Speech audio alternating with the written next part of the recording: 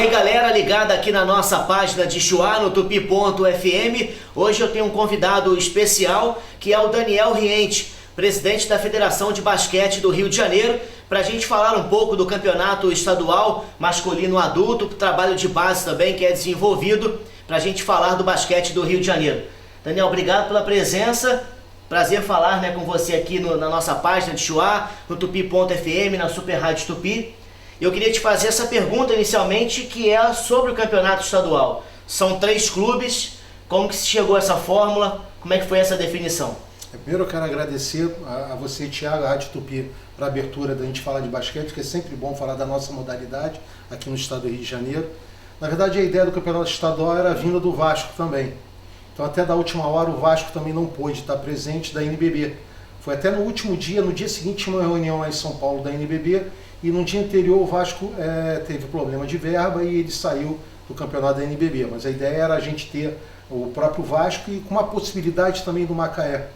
Mas o Macaé, para quem não sabe, o Léo, que faz um trabalho excelente, o Léo Costa, faz um trabalho excelente lá em Macaé, foi convidado pelo Minas Tênis, ele é o novo treinador do Minas Tênis. Então o projeto de Macaé, no adulto, teve que dar uma trava, mas a base eles continuam. Então a ideia inicial era de ter 5 clubes, para a gente poder fazer o campeonato estadual. E da última hora a gente abriu as inscrições, da última hora tivemos o Botafogo, o Flamengo e o Niterói. Eu gosto de falar de Niterói porque o Niterói está com um projetinho bem bacana, eles estão traçando passo a passo, devagarzinho. A ideia deles é vir num torneio depois da CBB e vir crescendo devagar. Ano passado eles já vieram para o estadual, fizeram um excelente trabalho no estadual.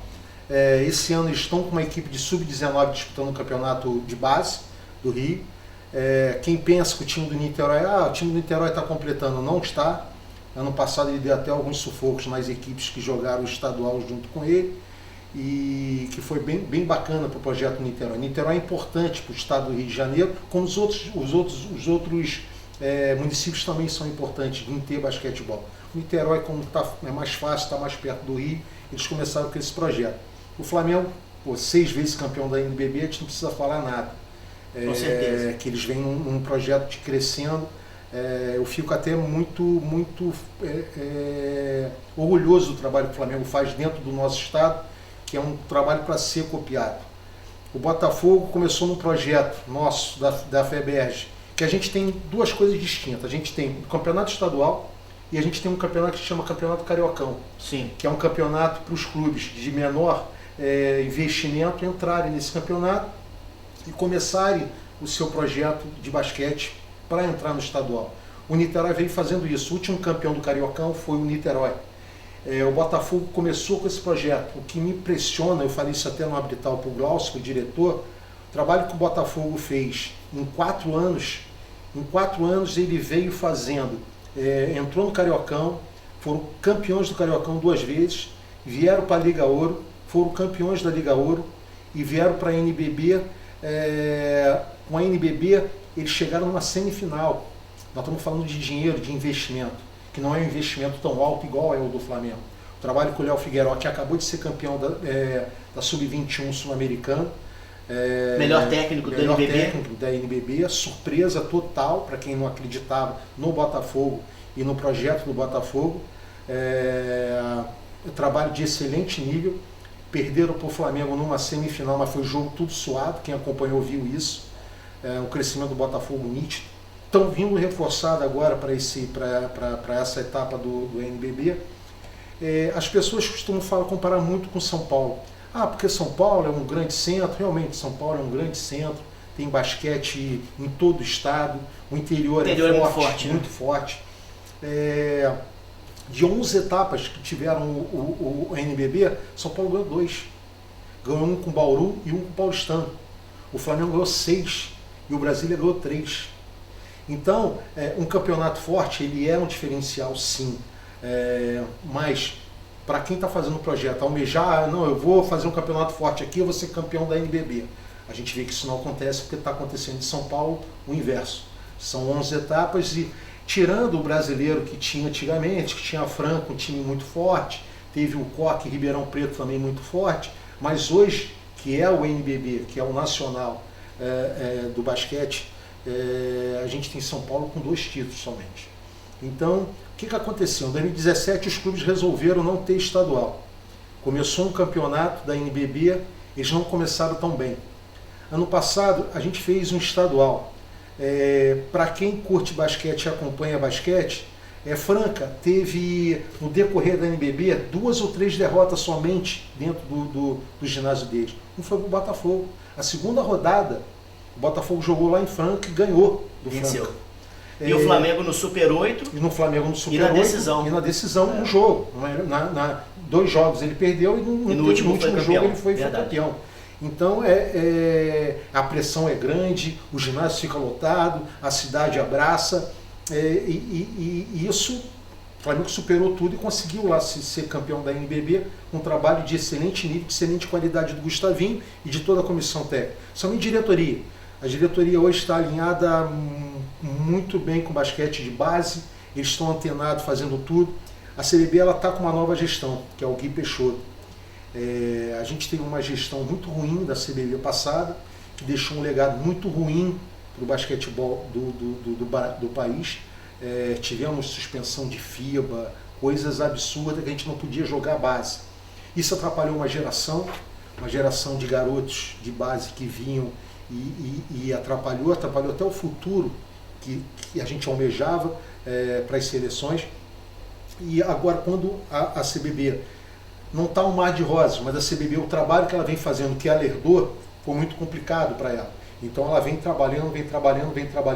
A gente foi campeão esse ano.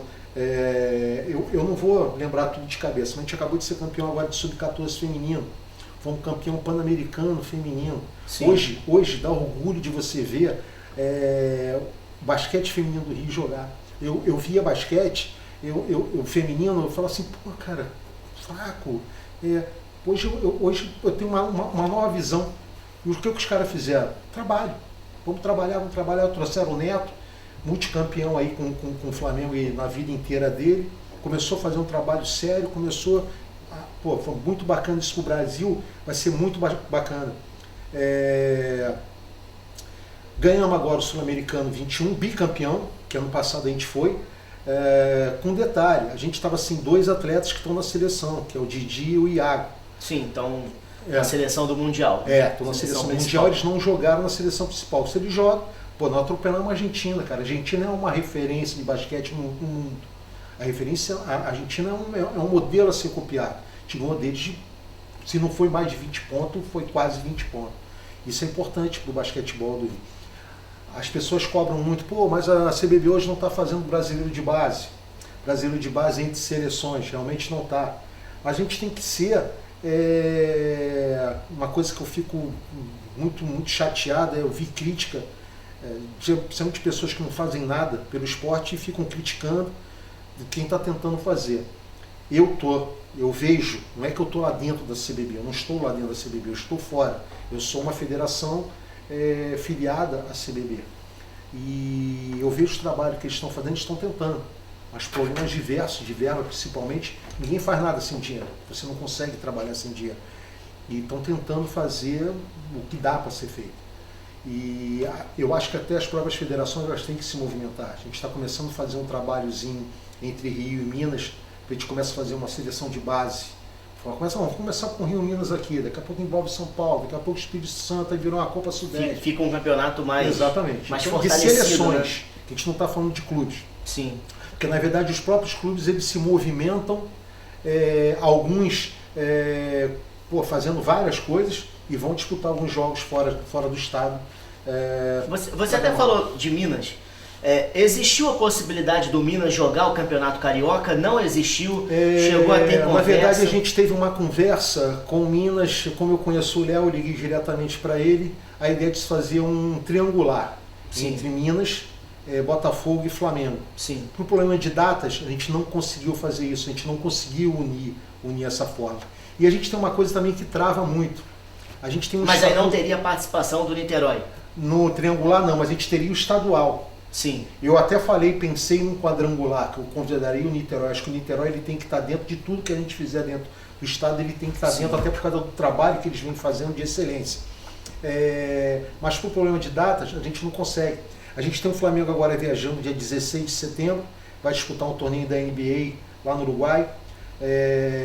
Vai começar a NBB dia 13 de outubro e logo em seguida, se eu não me engano, no finalzinho de outubro, o Botafogo tem que ir para a Colômbia para jogar o Sul-Americano. A Liga Sul-Americana, exato. E aí o Flamengo já começa também com a Copa América deles, com o Flamengo e o Franca se classificaram para a Copa América. Mas o Minas ele poderia disputar representando o próprio Minas ou fazendo uma parceria com alguém do Rio de Janeiro? Não, tinha que fazer uma parceria com o clube, porque isso aí está estatutariamente... E poderia ser com o Macaé. Poderia ser com o Macaé ou poderia ser com qualquer outro clube, porque, se eu não me engano, em 2007 teve uma parceria de alguns clubes, o Brasília, o próprio Minas fez com o Fluminense, um time que disputava lá do Espírito Santo, fez com o Campos, fizeram uma parceria dessa que afinal foi até Vasco e Flamengo. O Vasco, inclusive, na época, eu sou de Niterói, né? Ele fazia os seus jogos no Caio Martins e treinava perto da minha casa. O legal de você falar do Caio Martins, eu sou avesso à política, eu não tenho pretensão, não gosto, não me envolvo, mas nós fomos chamados para uma reunião lá no Caio Martins, com o coordenador do Caio Martins, que é o Felipe Clark, o cara está fazendo um trabalho maravilhoso lá, e pela Secretaria de Esporte e Lazer, que hoje é o Felipe Bornier. E a CBB também foi convidada. Qual era a ideia? A ideia era a gente fazer um núcleo, a ideia deles é fazer o núcleo do Caio Martins como um centro de basquete do estado do Rio de Janeiro. E o que eu encontrei quando eu cheguei lá? Eu encontrei um piso flutuante de primeiro mundo, há 6 anos guardado num quarto escuro lá dentro. E aí eu me propus, eu com o pessoal do Niterói, da gente montar aquela quadra lá. Só que não é só a quadra. Os caras queriam montar a quadra para poder saber se precisava fazer alguma obra dentro do espaço para poder organizar. Mas você precisa mexer no teto, precisa mexer nos vestiários. E me parece que essa verba existe para eles fazerem isso. Pegamos lá em uma semana, fizemos um trabalho, o Niterói, o pessoal do Thiago, o Brani, mais com a garotada, eles fizeram um trabalho de braçal, da gente pegar piso e colocar montando o piso. Então tem uma grande possibilidade do Caio Martins virar um centro de basquetebol do estado e pelo que eu venho conversando, parece que a verba já está liberada. Para ser utilizado pelo Niterói? Para ser utilizado para poder fazer isso. Mas me parece que o Flamengo e o Vasco também têm interesse que aquilo funcione, porque a gente tem um grande problema no Rio de Janeiro que é ginásio. Aluguel, a gente teve um Pan-Americano, tivemos um Mundial de Futebol, tivemos uma Olimpíada, não deixou nada de legado para o esporte. Deixou sim, mas você tem que pagar tudo. Sim. Não tem nada de graça, é caro, para dentro da modalidade que a gente tem hoje é caro. Por exemplo, a gente hoje, eu acredito que até era o JEP, não sei se hoje é o JEP ainda. Hoje é o BEP, né? É o BEP. Virou de grupamento para o batalhão. O BEP ele não libera jogo de 2 torcidas. Sim. Então a gente tem um problema. O Flamengo manda os jogos dele no Tijuca com torcida única. O estadual é com torcida única. Então você tem esse problema também. Não sei se no Caio Martins a gente conseguia sensibilizar o BEP de fazer as 2 torcidas, porque ele tem 2 saídas. Por exemplo, nenhuma das arenas tem 2 saídas. O único que tem 2 saídas é o Maracanãzinho. Sim. E eu não sei se a UBEP ia liberar para poder fazer jogos de 2 torcidas no Maracanãzinho. A gente não tem muita opção. Por exemplo, você tem uma arena carioca, excelente qualidade, grande pra caramba, longe pra caramba, que você não consegue lotar. Você tem um Tijuca, que é o melhor de clubes, é o melhor ginásio do nosso Rio de Janeiro, da nossa cidade, que a gente não consegue botar 2.000 pessoas. Se botar 2.000 pessoas, dá um tumulto danado, até cai, mas é problemático. O Caio Martins é o ideal. O Caio Martins é 5.000 pessoas, tu ia fazer um caldeirão daquilo, tanto que o Botafogo quanto o Flamengo para jogo na NBB ia ser excelente. Para o projeto do Caio Martins, para o projeto do Niterói, ia cair como uma luva, porque o Niterói ele podia almejar, porque a CBB hoje ela está fazendo um campeonato brasileiro. O campeonato brasileiro dela hoje é o classificatório para a NBB. Para a NBB. Então, não vou nem chamar de, não, a primeira divisão, segunda, não é isso. A NBB tem a chancela da CBB para fazer o Campeonato Brasileiro. E a CBB está começando, entrou no lugar da Liga Ouro, e ela está começando esse trabalho, com clubes almejando chegar no projeto de NBB. E o Niterói almeja isso. Mas eles precisam de ginásio, eles mandam no La Salle. No colégio. No colégio La Salle, que também é um espaçozinho legal, um Abel, exatamente. E para o Niterói é cair com uma luva, porque eles poderiam começar a almejar de entrar para o brasileiro da CBB e começar a vir devagarzinho e chegar lá. Agora, como abriu essa possibilidade, eu falei, vou pegar essa possibilidade aqui e vou tocar isso, vamos ver o que vai acontecer. Eles seria muito legal para a cidade. Muito legal. Aí no meio do caminho teve acho que algum problema na Suderj, e aí que estão vasculhando, que está acontecendo e tal. Mas, pelo que eu sei, as coisas já estão andando, caminhando. O nosso sonho, quando eu botei o piso, não tira mais o piso não, deixa o piso aí, vamos jogar. Porque se eu tivesse hoje o ginásio do Caio Martins, eu tenho certeza que eles iam querer jogar no Caio Martins. Porque é interessante para Niterói, é interessante para o Rio de Janeiro, é interessante para os clubes. Para os clubes, né? Jogar. E Daniel, qual é a falta que faz hoje o Vasco no campeonato? O Vasco paralisou suas atividades no adulto, né, por uma temporada. Ele vai usar esse projeto de lei de incentivo para as categorias de base e não para o basquete. Aí tira um grande, tira uma força de base do futebol. Isso. Né? Eu sou do basquete e eu fiquei chateado com a notícia, como todo mundo acho que é do basquete ficou. Mas dentro da realidade hoje que os clubes passam, se você for pensar, eu pensando friamente na coisa, não é nenhum absurdo. Sim. Hoje você pega um jogador de futebol de base e vende...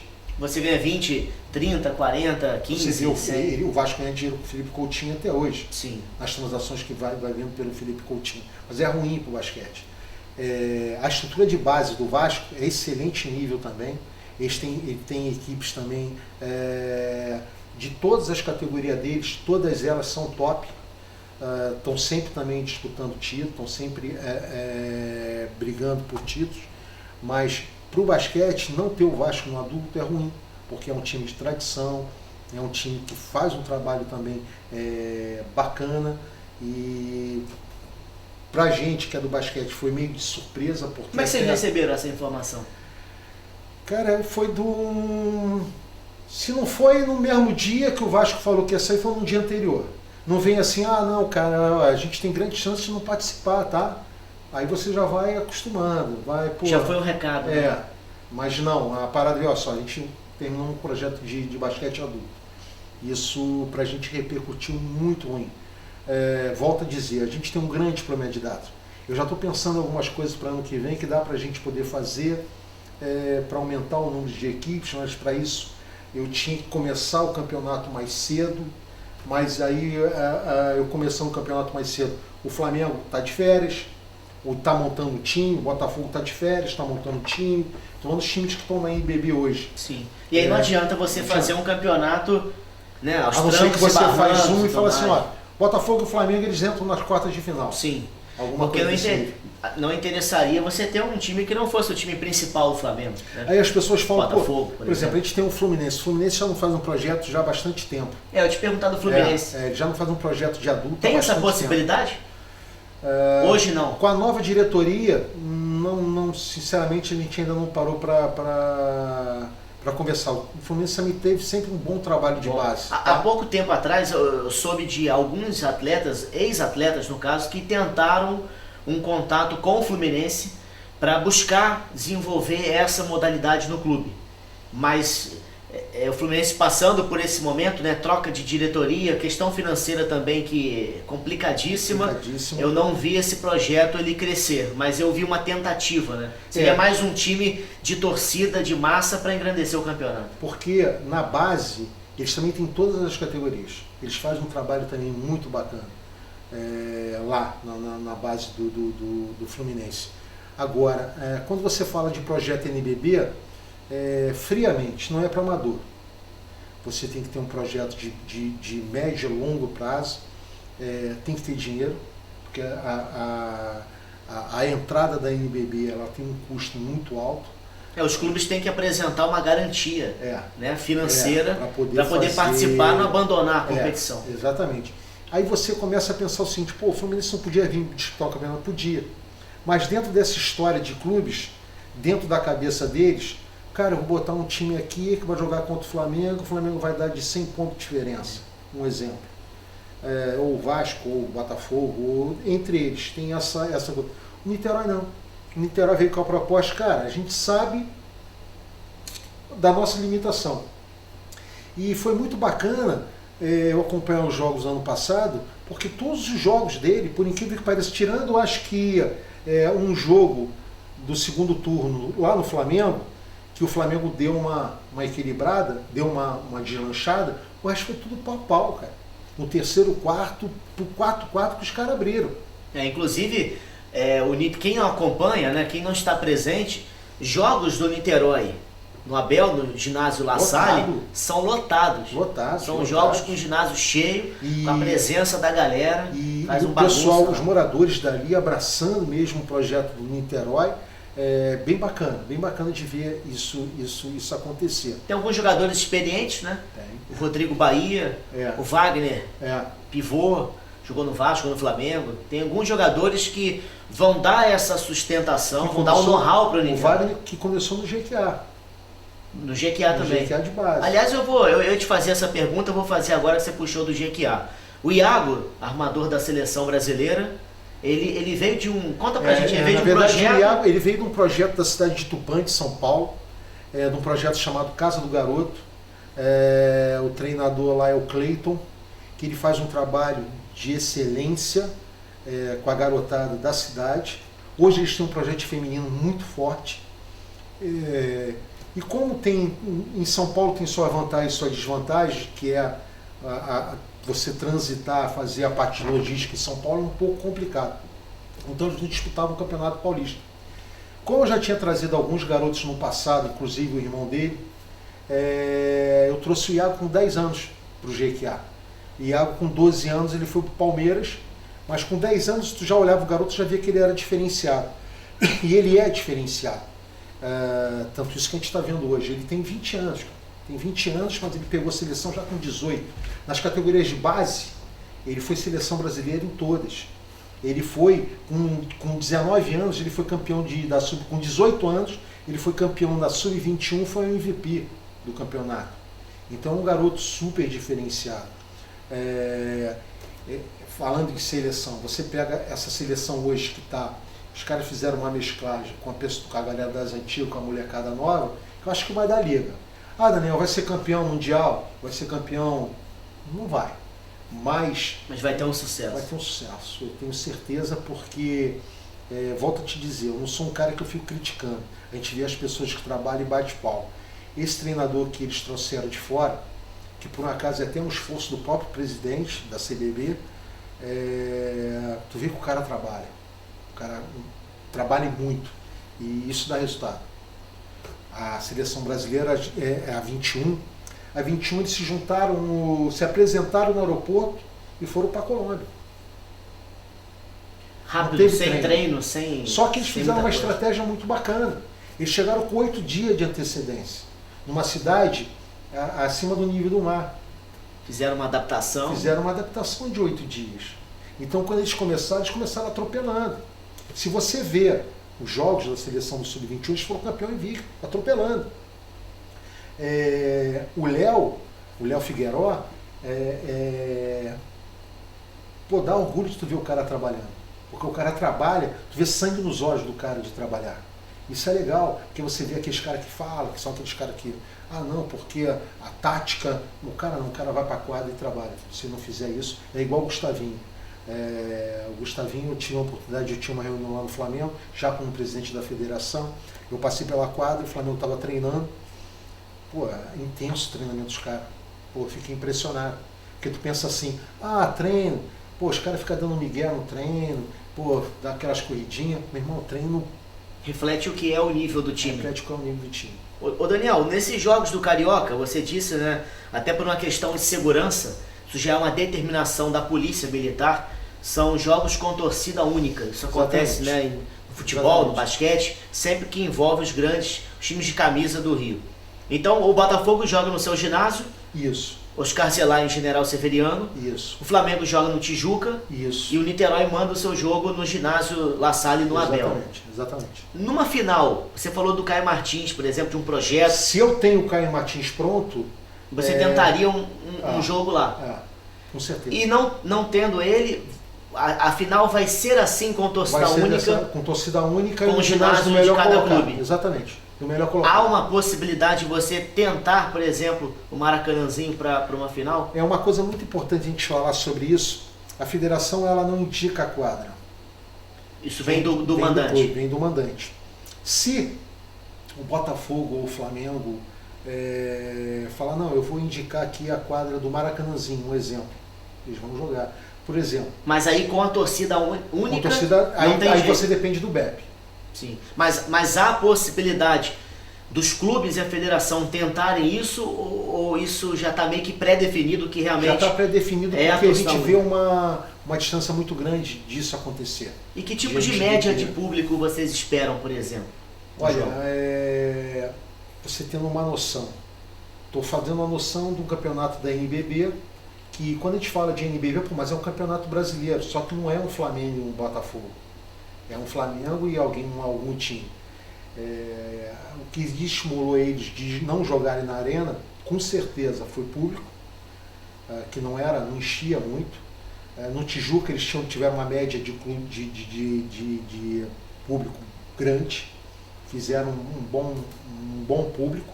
Tá? A gente estipula mais ou menos de 1.000 pessoas a 1.500 pessoas.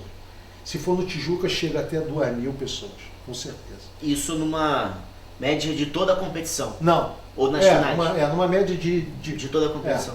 Que é uma competição mais rápida, curta, né? Curta e rápida. Mais rápida. As equipes se enfrentam. A gente botou o jogo sexta e domingo. Sim. Aí depois a gente dá um espaçamento depois do dia 16 de setembro. A gente dá um espaçamento por causa da ida do Flamengo para o Uruguai e depois eles começam a fazer melhor de 3. Quem for os finalistas, entendeu? Entendi. Essa é a ideia. Por isso que eu falei, se a gente tem hoje 6 clubes, a gente já tem um problema sério de dado para poder se fazer isso. Aí tem a recuperação dos caras. Na verdade, Flamengo e Botafogo estão treinando há 1 mês e meio no máximo para começar as competições. Então o campeonato estadual não é, as pessoas falam, o campeonato estadual é um preparatório para a NBB, acaba sendo para eles, porque é a hora que eles dão um movimento. No mínimo, vão jogar 6 vezes, no máximo podem jogar 9 vezes. Ô Daniel, queria te perguntar sobre a base, né? Quais são as categorias, como é que é desenvolvido esse trabalho? Porque na base a quantidade de clubes ela é bem maior do que no profissional. A gente trabalha da seguinte forma. Até ano passado a gente tinha festival de sub-12. Esse ano, como eu fui eleito agora 19 de janeiro, no início do ano, 19 de janeiro. Passa rápido, né? Passa rápido. No dia 31 a gente já tinha um arbitral para falar sobre base. Então, o que eu fiz? Eu falei, eu vou entrar, não vou mexer na estrutura física da FEBERJ, não vou trocar ninguém, colocar ninguém, nós vamos continuar fazendo o mesmo trabalho, só que eu vim com uma ideia de fazer virar o festival de sub-12 virar um campeonato, assim nós fizemos, e começamos a fazer o sub-12, sub-13, sub-14, sub-15, sub-17, sub-19, masculino. Viemos com essas 6 categorias. E eu tenho um festival de sub-16 e tenho um festival de sub-11. O que é um festival de sub-16 e de sub-11? Pode entrar não filiado. Aqueles caras que querem começar um projeto de basquete e falam assim, a federação é muito longe para eu poder disputar, financeiramente é complicado. Os caras podem vir porque ele tem um custo menor para você poder fazer esse tipo de você começar o teu trabalho. Então a gente tem o sub-11 e o sub-16 que é justamente para isso. E já tenho uma ideia para o ano que vem, já estou conversando com o Chu, porque uma coisa também importante para falar. O presidente da FEBERJ, ele é um síndico de um condomínio. O poder mais forte da federação é a Assembleia. E quem são a Assembleia? Os clubes. Os clubes eles podem solicitar reunião de caráter de urgência, eles podem derrubar o presidente, eles podem, eu quero fazer um campeonato dessa outra forma. A gente tem todo estabelecido isso no nosso estatuto. Então não é de uma hora para outra. A gente já começa um ano, a gente vai fazer o campeonato do 2020. A gente tem uma reunião em outubro, porque só assim, para atender o estatuto, eu já consigo oficializar algumas mudanças que a gente quer, que os clubes querem para a temporada seguinte. Então a base, o que a gente está tentando fortalecer agora é o feminino. Realmente é um ponto que ficou uma lacuna. Quando a gente fala de feminino, estou falando só de Rio de Janeiro não. Existe uma lacuna muito grande entre masculino e feminino. Isso é ruim para o basquete. Então a gente vai tentar preencher essa lacuna fazendo alguns torneios agora no feminino. A gente tem o apoio da Vila Olímpica da Mangueira, do Instituto Mangueira. Na verdade, os caras fazem um trabalho também de referência que fica muito perdido. Por exemplo, o Festival de Sub-12 pode jogar meninos e meninas. Eu não conhecia, eu conheci ela, o que eu vou falar agora, num Festival de Sub-12, ela jogando pelo Botafogo, a Manu, filha do Léo Figueiró. Sim. Ela com 12 anos de idade jogando Festival de Pré-Mirim, de Sub-12, que a gente fala, cravando o área menor, mas cravando de uma forma. A menina com 12 anos foi convocada para uma seleção brasileira Sub-15 ano passado, foi cortada. Esse ano ela foi para a equipe de Sub-14, que esse ano ela tem 13 anos, foi para a seleção brasileira de Sub-14, campeã sul-americana. A menina tem um futuro brilhante. Inclusive, quando a gente fez uma matéria com o Léo, reproduzimos aqui na Super Rádio Tupi, ela estava presente. E o mais engraçado é que eu não sabia que ela era filha do Léo. O contato, percebi que o contato dos dois é muito próximo, A ligação que eles têm, pai e filho, lógico, pai e filha, lógico, com o basquete é muito forte. E não é só isso, porque às vezes você tem um filho e o pai, mas o pai não comparece nos jogos. Ele vai aos jogos, ele acompanha os jogos. Como o filho do Marcelinho também está jogando Sub-11 e joga o Sub-12, o Marcelinho acompanha os jogos também. O Alexei também tem um filho hoje, que se eu não me engano, o filho dele hoje é Sub-14 ou Sub-15, também ia aos jogos. Você vê que essa geração desses garotos, primeiro que eles têm uma responsabilidade grande. Estou falando do filho do Marcelinho, do filho do Alexei, do que os caras foram, passam uma carga toda para os filhos e jogam bem. No futebol, geralmente isso não dá certo, já percebeu? Verdade. Filhos do Roberto Dinamite, Romário... Só dá certo lá fora. Bebeto... Os filhos do Mazinho, lá fora. Esses deram certo, Mas, por exemplo, grandes jogadores da história do Brasil não renderam. Você acha que no basquete pode vingar? Pode vingar. Por exemplo, você tem no basquete um exemplo clássico. O Hélio Rubens pai e o Elinho. Sim. É uma comparação. E hoje o Elinho faz o caminho do pai, sendo técnico. Exatamente. E fez um bom trabalho em Franca também. Agora, quando você fala nos garotos, você vê que os garotos também, eles se divertem jogando. Mesmo com o pai lá olhando, que às vezes o cara, porque na verdade, tirando o Marcelinho, o filho do Alexei, o Alexei já tinha parado, da coisa. O filho do Marcelinho não. Ele viu o pai jogar, o pai jogou até 2 anos atrás, então o filho do Marcelinho olhava jogar. Mas eu acho maneiro até o exemplo que eles são de atletas. Eles são solícitos quando eles estão no ginásio, as crianças pedem foto, eles tiram foto, e eu acho isso bacana. Daniel, você falou da base no feminino, e que tipo de objetivo você tem no profissional feminino daqui em diante no basquete do Rio de Janeiro? É uma coisa muito importante falar, o que eu vou falar aqui agora, porque as pessoas acham que a federação ela tem algum problema com a liga. Existe uma liga no Rio de Janeiro, chamada LSB, Liga Super Basquete, que os caras fazem um trabalho bacana, ele tem os espaços dele, a federação tem o espaço dele, acho que cabe todo mundo. Eles estão fazendo um trabalho de feminino, eles vieram com um time disputando a LBF, a LSB montou um time, se filiou à Federação do Estado do Rio de Janeiro, se refiliou, porque na verdade eles eram filiados, e disputaram o LBF esse ano. Fizeram o trabalho deles, como eu falo, tudo é grana, mas o início de trabalho eles mostraram para fazer, tem todo o meu apoio e admiração, porque eles pegaram para fazer, não ficam, não, porque a federação não faz, porque na verdade a federação ela tem que promover campeonato. E realmente houve uma lacuna entre o masculino e o feminino, e a gente está tentando, que nunca deixamos de fazer. A gente sempre fez campeonato de base, mas se eu fizer um comparativo, ele é totalmente diferente. Porque eu não tenho tantos clubes igual o masculino tem. A gente não tem clubes de time de futebol fazendo feminino. O Vasco já fez no passado. O Vasco já fez. O Rio de Janeiro já foi campeão com o Fluminense. Fluminense também. Já foi campeão, se eu não me engano, o Vasco também já foi campeão. A Mangueira faz feminino, o Instituto Mangueira faz o feminino. Tinha atletas na seleção brasileira que foram campeões agora do Pan-Americano.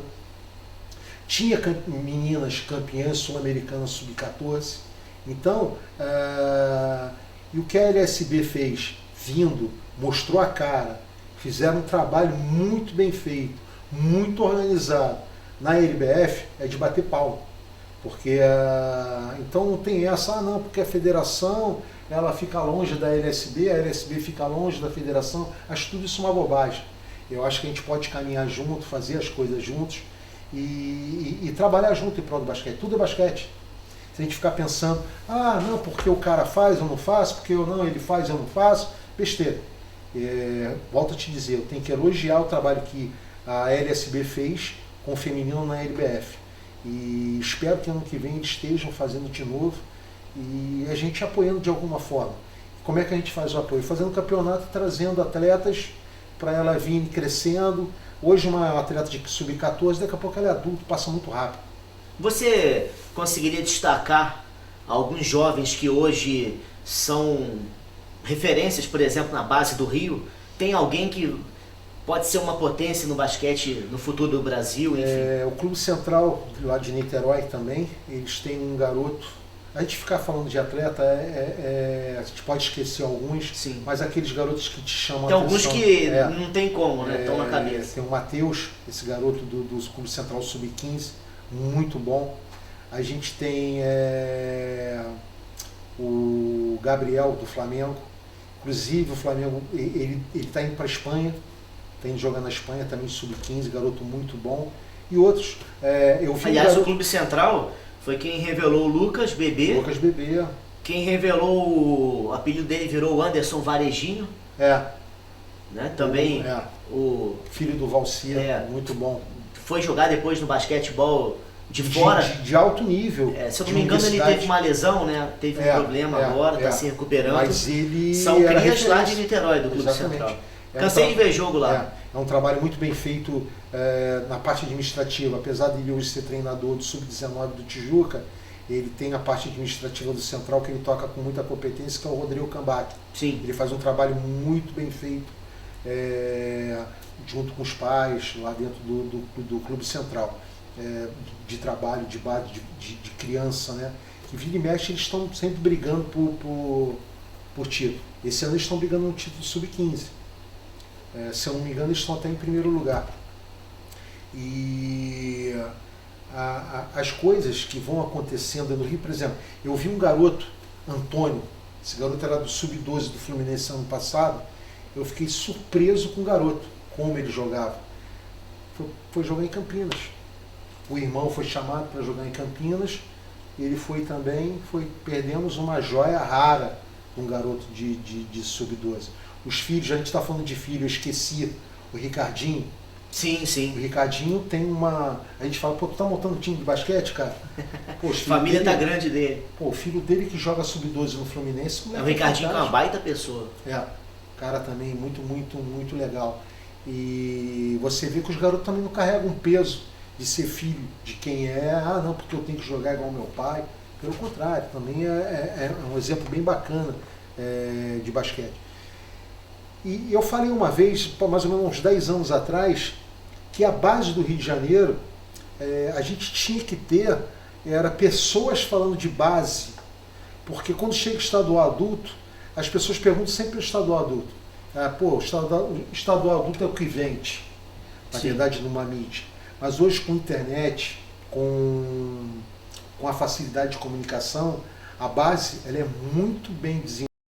Quando você lança alguma coisa de base, eu estava até falando em off aqui antes de gravar, A gente tem um Face hoje bastante forte e o Instagram também bastante forte da federação. Qualquer coisa que você coloca de base hoje, de informação de base... Tem uma aceitação. Uma aceitação e uma curtida, um movimento muito grande dentro do Facebook da FEBESP por causa disso. Nós estamos com a ideia, nós fizemos já um canal de YouTube da federação. Qual era a ideia? A ideia era fazer um programa semanal para falar de resultados de base. Programazinho curto, porque quando você bota alguma coisa longa, as pessoas não gostam de assistir. Para a gente falar dos resultados. Há problemas diversos, uma delas é grana, custa, a gente não tem estúdio, a gente tinha que contratar empresa, né? A gente deu um tempo. E fizemos um primeiro programa que a gente levou a administração da CBB para a gente falar sobre basquetebol. Então é importante a gente estar divulgando a base, que da base é que vem os novos atletas, é que a gente consegue almejar um garoto, um futuro, uma menina igual a Manu, a filha do Léo.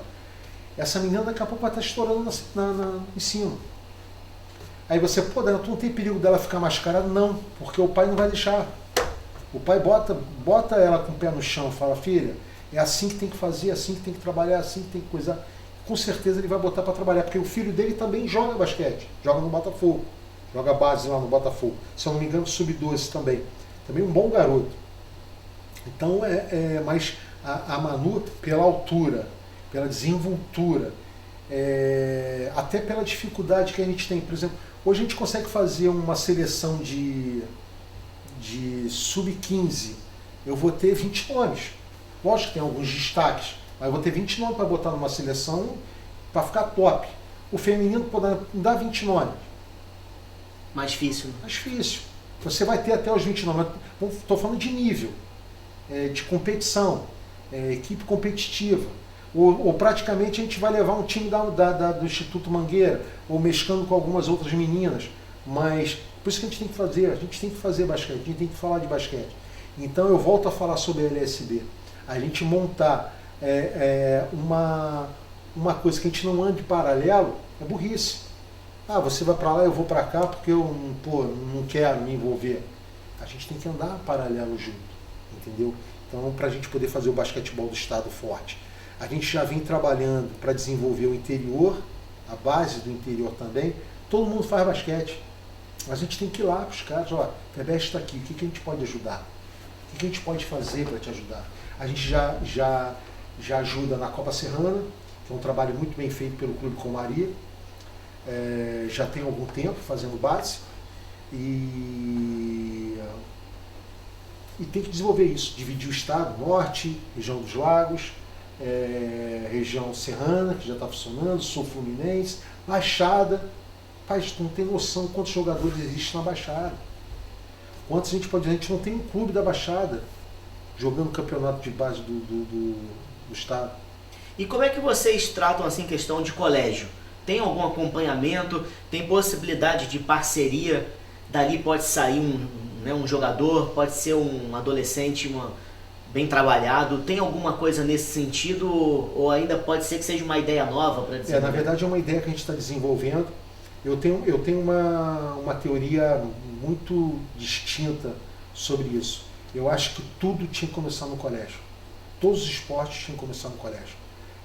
Nos Estados Unidos é assim, no Canadá é assim. Aqui, infelizmente, tudo a gente depende do Estado. Quando eu falo Estado, ou é governo federal, ou é governo estadual, ou é governo municipal. Você precisa de verbas desses caras para poder se tocar um projeto. E quando você fala... O próprio projeto de lei de incentivo do Botafogo, ele vem de uma parceria. Aí você começa o seguinte, por exemplo, eu vou dar um exemplo do GQA. O GQA ele entra com um projeto de R$1 milhão. O Flamengo entra com o mesmo projeto de R$1 milhão. Estou dando um exemplo. O Flamengo tem um apelo maior que o GQA. Então, se os caras tiverem que decidir, eles vão decidir pelo Flamengo. Estou dando um exemplo do Flamengo, mas podia ser qualquer outro time de futebol, ou qualquer outro clube social. Num patamar acima do GQA. Né? Dando um exemplo. É ruim isso. Eu tive a oportunidade de ver na verdade, um projeto acontecendo no Canadá sobre escolas. Eu fiquei impressionado com o que eu vi no Canadá. Como é que funciona o esporte lá. Né? É totalmente diferente, tudo voltado ao colégio. Colégio, cobrando nota. O cara pode ser o melhor atleta, mas se ele não tiver nota, ele não joga. E aqui a gente depende de todo o estado. A gente tinha que ter um colégio, por exemplo, a gente faz campeonato de colégio. O campeonato de colégio nada mais é, os campeões são aqueles atletas que recebem bolsa e jogam pelo colégio. Que aí naturalmente o destaque é muito maior. É muito maior. Então você vê que é até legal, tá? Não estou criticando os colégios que fazem isso. Mas a gente podia ter uma escola municipal forte, uma estadual forte, se fizesse esporte. Não só de basquete, não, estou falando de tudo. A gente tem um potencial imenso.